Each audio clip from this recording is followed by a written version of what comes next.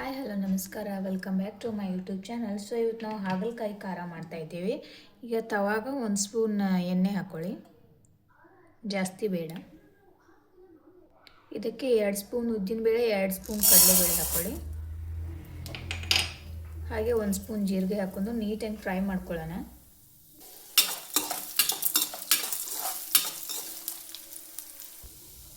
ಇದಕ್ಕೆ ಒಂದು ಈರುಳ್ಳಿ ಹಾಕ್ಕೊಳ್ಳಿ,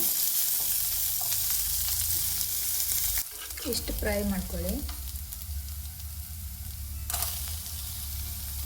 ಇದನ್ನು ಈಗ ಮಿಕ್ಸಿ ಜಾರಿಗೆ ಹಾಕ್ಕೊಳ್ಳೋಣ. ಇವಾಗ ಹಾಗಲಕಾಯಿ ಈ ರೀತಿ ಕಟ್ ಮಾಡ್ಕೊಂಡಿದ್ದೀನಿ, ಇದನ್ನು ಫ್ರೈ ಮಾಡ್ಕೊಳ್ಳೋಣ 2 ನಿಮಿಷ ಅಷ್ಟೇ. ಈ ಥರ ಫ್ರೈ ಮಾಡ್ಕೊಳ್ಳಿ, ನಿಮಗೆ ತೋರಿಸ್ತೀನಿ ನೋಡಿ ಈ ಥರ. ಸೊ ಇವಾಗ ಇದು ನೀಟಾಗಿ ಫ್ರೈ ಆಗಿದೆ.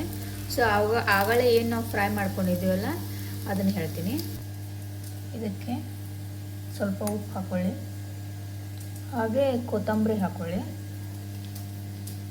ಹಾಗೆ ಸ್ವಲ್ಪ ಅರಿಶಿನ ಪೌಡರ್ ಹಾಕ್ಕೊಳ್ಳಿ. ಹಾಗೆ ನಿಮಗೆ ಖಾರಕ್ಕೆ ಎಷ್ಟು ಬೇಕು ಅಷ್ಟು ಖಾರ ಹಾಕ್ಕೊಂಡು ಇದನ್ನು ಡ್ರೈ ರೋಸ್ಟ್ ಮಾಡ್ಕೊಳ್ಳೋಣ.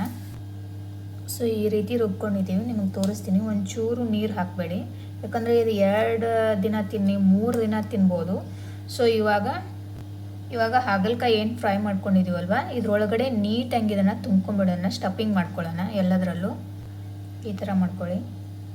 1 ಸ್ಪೂನ್ ತೊಗೊಂಡು ಈ ರೀತಿ ಹಾಕ್ಕೊಂಬಿಡಿ, ತುಂಬ ಚೆನ್ನಾಗಿ ಬರುತ್ತೆ. ಈ ರೀತಿ ಸ್ಟಫಿಂಗ್ ಮಾಡ್ಕೊಳ್ಳಿ, ನಾನು ತೋರಿಸ್ತೀನಿ ನೋಡಿ ಇಲ್ಲಿ. ಈ ಥರ ಮಾಡ್ಕೊಳ್ಳಿ. ಇದನ್ನು ಈಗ ನಾವು ಮತ್ತೆ ಫ್ರೈ ಮಾಡ್ಕೊಳ್ಳೋಣ. 3 ಸ್ಪೂನ್ ಎಣ್ಣೆ ಹಾಕಿದ್ದೀನಿ.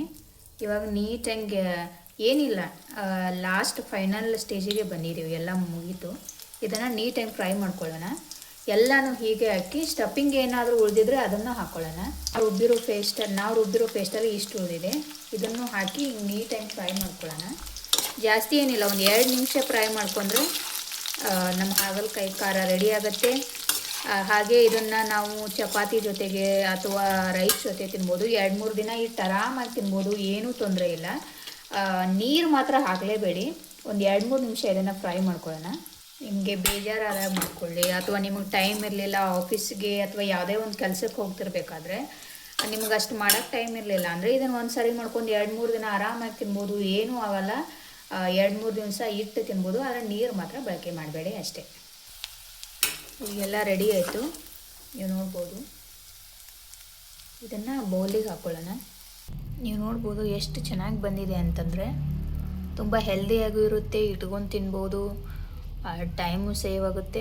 ಸೊ ಈ ವಿಡಿಯೋ ನಿಮಗೆ ಇಷ್ಟ ಆಗಿದೆ ಅಂತ ಅನ್ಕೋತೀನಿ. ಇಷ್ಟ ಆದರೆ ಲೈಕ್ ಮಾಡಿ, ಶೇರ್ ಮಾಡಿ, ಹಾಗೆ ನಮ್ಮ ಚಾನಲ್ನ ಸಬ್ಸ್ಕ್ರೈಬ್ ಮಾಡ್ಕೊಳ್ಳಿ.